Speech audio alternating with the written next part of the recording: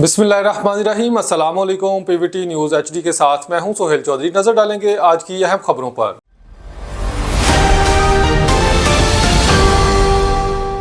बहावलनगर से खबर शामिल करते हैं। पीवीटी न्यूज़ के हमारे नुमाइंदे मलिक मुश्ताक अहमद खिलजी के मुताबिक पाकिस्तान मरकजी मुस्लिम लीग ज़िला बहावलनगर के 4 वार्ड्स में आज एंट्रा पार्टी इलेक्शन कामयाबी से मुकम्मल हो गए।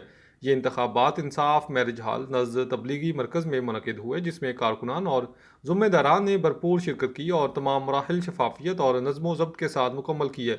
चारों वार्ड्स में क़यादत के लिए मुकाबला नहायत दिलचस्प और कांटेदार रहा, जबकि पूरे अमल के दौरान माहौल पुरअमन और मुनज़्ज़म रहा।